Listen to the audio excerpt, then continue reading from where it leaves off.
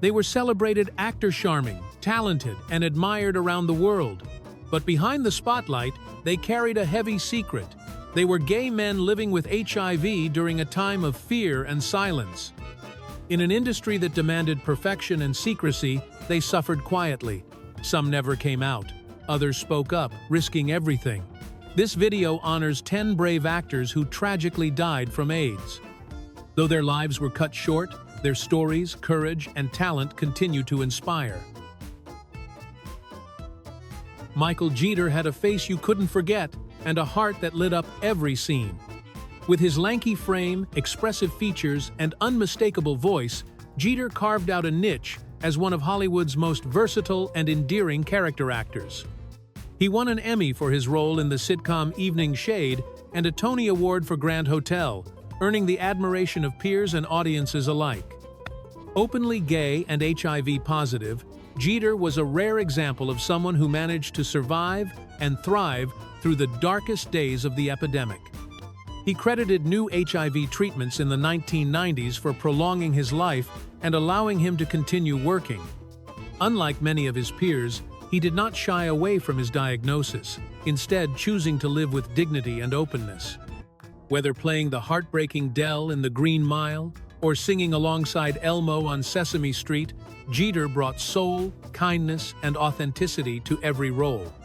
His death in 2003 was a blow to those who knew and loved him, both personally and through the screen. Though never a household name, Michael Jeter was a quiet force of talent and resilience, and his legacy endures in the characters he brought to life. Ian Charleson was more than a rising star, he was a soul of uncommon grace and depth. Best known for his role as the devout Scottish Olympian Eric Liddell in Chariots of Fire, Charleson's performance won critical acclaim and moved audiences around the world. His talent shone even more brightly on stage, where he became one of Britain's finest Shakespearean actors, gracing the Royal Shakespeare Company with powerful, poetic performances. In 1988, Charleson was diagnosed with HIV. Refusing to let the illness define or limit him, he continued acting until the very end, most notably in a legendary performance as Hamlet at the National Theatre just 2 months before his death. It was a final, brilliant display of courage and artistry. After his passing in 1990, Charleson's family and friends made the courageous decision to go public with the cause of death. At a time when AIDS was still cloaked in shame and silence, Charleson's revelation helped ignite conversation and reduce stigma, especially in the UK. Today, the Ian Charleson Awards are given annually to celebrate young classical actors, preserving the memory of a man whose talent was matched only by his bravery. Denholm Elliott was a master of nuancean actor who could say volumes with a single glance. With a career that spanned 5 decades and over 120 film and television appearances, he was the quintessential character actor, bringing elegance, eccentricity, and vulnerability to every role. Whether portraying Marcus Brody in Indiana Jones or the genteel but disheveled Mr. Emerson in A Room with a View, Elliott always made an impression, often stealing scenes with a quiet dignity. While his public persona was steeped in professionalism, his private life remained largely under wraps. Elliott was bisexual but lived with intense discretion, reflective of the times in which he came of age. Diagnosed with HIV in the late 1980s, he quietly continued working until his health declined. His death in 1992 shocked fans and colleagues alike. In many ways, he symbolized the kind of quiet excellence and quiet suffering that marked the lives of so many LGBTQ+ men during the AIDS crisis. Elliott's legacy is one of versatility, brilliance, and a reminder that even the most seasoned talents were not immune to the ravages of the epidemic. His performances live on, timeless and beloved.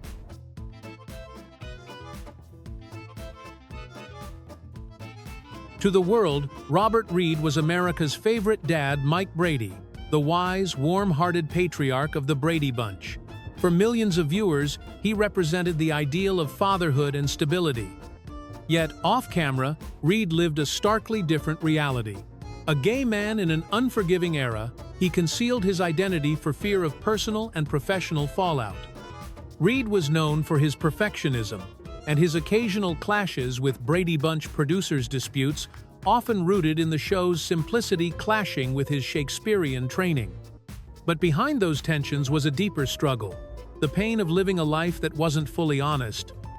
When Reed died in 1992, the initial cause of death was listed as colon cancer.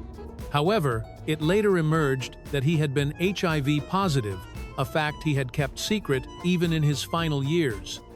The news prompted both shock and reflection.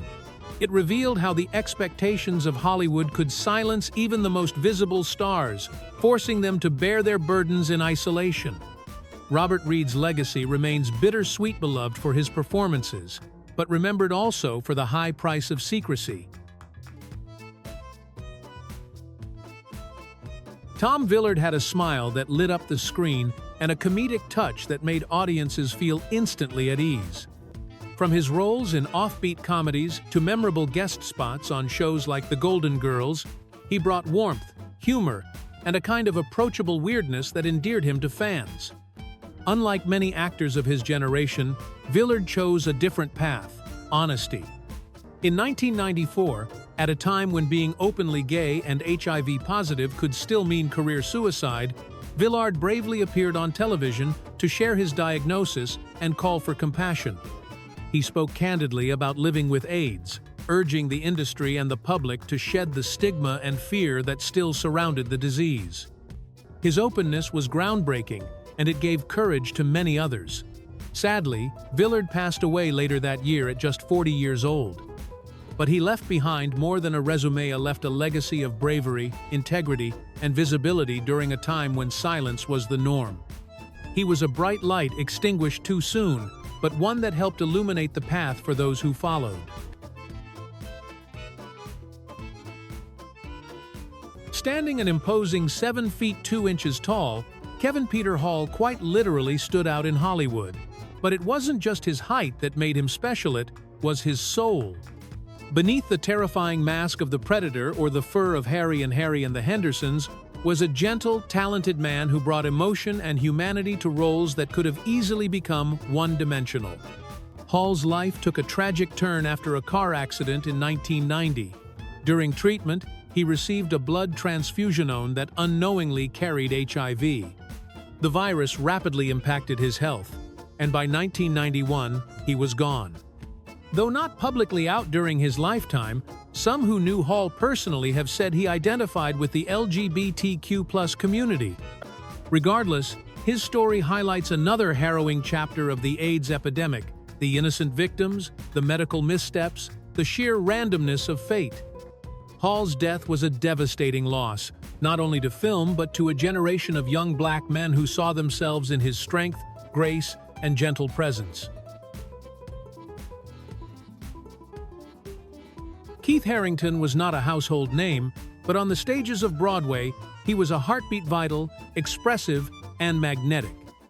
As an actor and dancer immersed in New York's vibrant theater scene, Harington belonged to a generation of performers who helped shape the creative pulse of their time. He danced with passion and acted with urgency, embodying the spirit of a community rich with artistry and activism. In the late 1980s, as AIDS swept through New York's artistic circles like a silent fire, Keith was among the many whose lives were stolen too soon.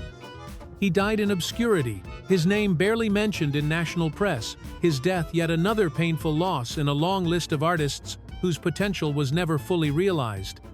Though not widely remembered today, Harington's story is emblematic of thousands more men and women whose gifts were silenced, whose stories remain untold. In remembering him, we remember them all. The dancers who never got their encore, the actors who never got their big break, the lives that mattered. Brad Davis blazed through Hollywood like a meteor, brilliant, bold, and burning out far too soon. Best known for his searing performance in Midnight Express, Davis captured the raw, emotional torment of a young man imprisoned abroad. The role earned him a Golden Globe and critical acclaim, instantly catapulting him to fame. Yet behind the fame lay years of private pain, addiction, and a secret diagnosis that would change the course of his life. In 1985, the same year Rock Hudson went public with his AIDS diagnosis, Davis learned he was HIV positive. But unlike Hudson, Davis chose to keep his illness hidden from the public eye, fearing it would destroy his career and ability to provide for his family. He quietly sought treatment and tried to continue working, but the disease and its emotional toll wore him down. As his health deteriorated and the pain intensified, Davis made a heartbreaking decision. He would end his life on his own terms. With the support of his wife, Susan Bluestein, Davis died by assisted suicide in 1991. Susan would later publish a memoir revealing the full extent of her husband's battle, including the isolation and fear he faced. His story stands as a stark reminder of the psychological cost of stigma and the urgency of compassion and visibility for those living with HIV/AIDS. Rock Hudson was more than just a movie star, he was the embodiment of 1950s American masculinity. With his broad shoulders, dazzling smile, and effortless charm, Hudson dominated the silver screen in an era that worshipped the romantic leading man. Films like Giant, where he played opposite Elizabeth Taylor, cemented his status as a Hollywood icon. But behind the camera, Hudson lived in the shadows, forced to hide his true self in an industry and a society that was deeply hostile to gay men. For much of his life, Hudson was subjected to the painful double life so many in Hollywood endured. He entered into a marriage of convenience and carefully curated his public image to avoid suspicion. Yet in 1985, when he announced he had been diagnosed with AIDS, the world was stunned. Rock Hudson was the first major celebrity to publicly confront the disease at a time when it was largely misunderstood, stigmatized, and associated only with marginalized groups. His announcement was a watershed moment. Suddenly, AIDS wasn't an abstract epidemic, it had a face, and it was the face of one of Hollywood's most beloved stars. Hudson's courage in the final months of his life helped shift public perception. He humanized a disease that had been dismissed with cruelty and silence. In death, he became an unintentional activist, and his legacy continues to resonate in both film and LGBTQ+ history. Anthony Perkins will forever be remembered as Norman Bates, the chillingly complex character in Alfred Hitchcock's Psycho. His portrayal remains one of the most iconic performances in cinematic history. But behind his sharp intellect and striking performances was a man tormented by the societal expectations of his time. Perkins was introverted, thoughtful, and deeply conflicted. In an era where being gay could destroy a career, he was forced to live a life of secrecy. Though he had relationships with both men and women, his public life was shaped by fear and denial. He eventually married photographer Barry Berenson and had 2 sons. Still, he remained closeted, burdened by the fear of public exposure and professional ruin. Diagnosed with HIV in the late 1980s, Perkins kept his illness private. It wasn't until after his death in 1992 that the world learned the truth. In a powerful posthumous statement, his widow revealed the reality of his battle with AIDS, helping bring attention to the disease's continued toll, even among those who had once seemed untouchable. Perkins's death, like Hudson's, reminded the world that AIDS did not discriminate, and that even the most gifted and seemingly distant stars were not immune.